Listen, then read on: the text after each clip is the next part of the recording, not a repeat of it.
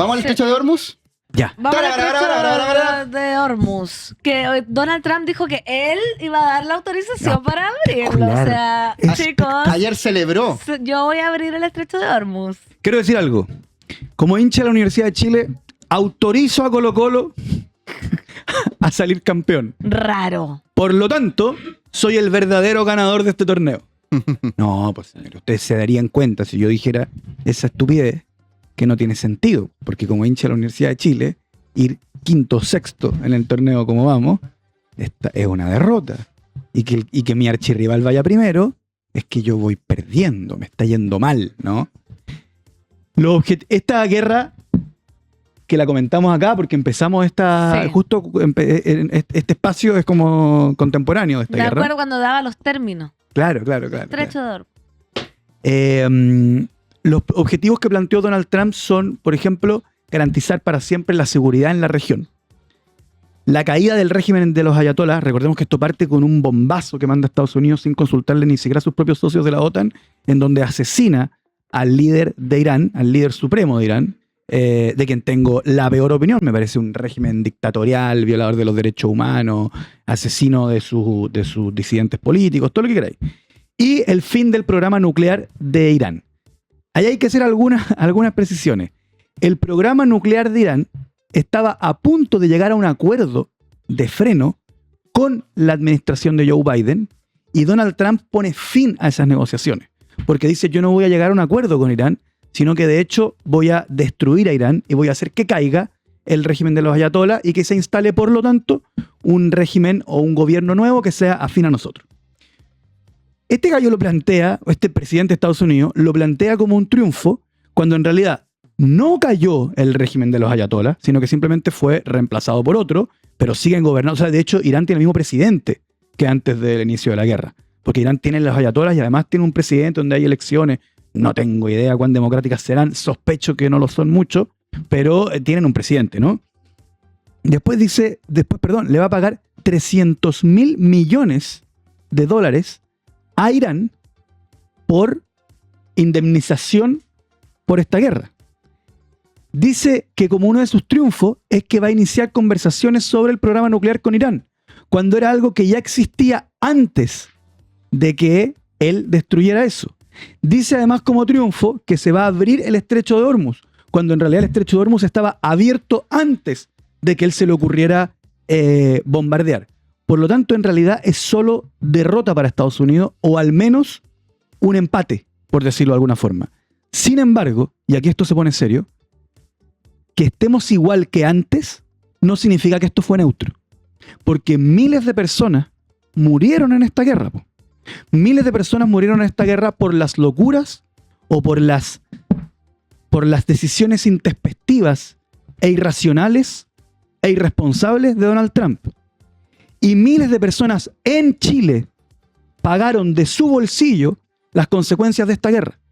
Porque el alza del petróleo, que ni siquiera fue apoyado por el gobierno con el MEPCO, que era la herramienta que tenían a mano para hacerlo, el alza del petróleo es producto directo, pero directo, no entre otros motivos, directo de la decisión de Donald Trump de bombardear Irán y la consecuencia natural, que es el cierre del estrecho de Hormuz.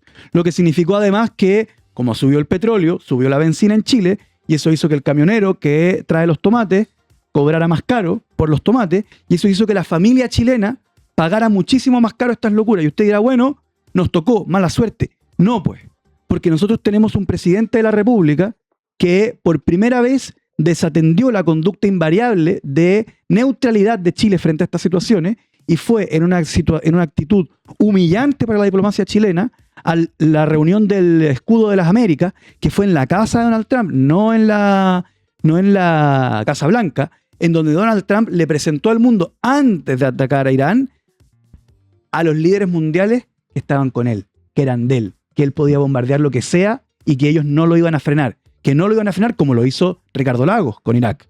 Dijo, estos van a estar conmigo allá donde yo vaya. Luego de eso, bajó el cable chino, no por los intereses de los chilenos, sino que bajó el cable chino por los intereses del gobierno de los Estados Unidos. Y por último, y lo más grave, es que cuando Donald Trump bombardeó Irán, generando una situación en donde los chilenos tuvieron que pagar de su bolsillo esta decisión, la OPE, donde estaba la señora Sedini, que nos entregaba información, ¿cierto?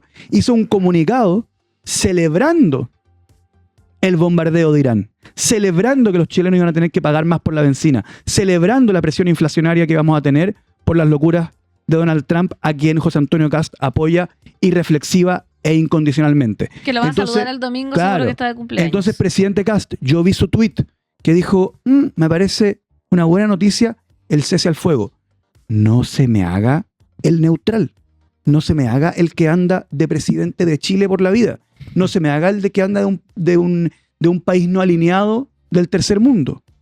Usted es aliado de Donald Trump. Usted le celebró el bombardeo a Irán. Y los chilenos de a pie, las familias trabajadoras chilenas, pagaron las consecuencias de los actos de su aliado. Entonces, el presidente Kast también perdió en esta guerra. Y los chilenos pagaron las consecuencias, no él.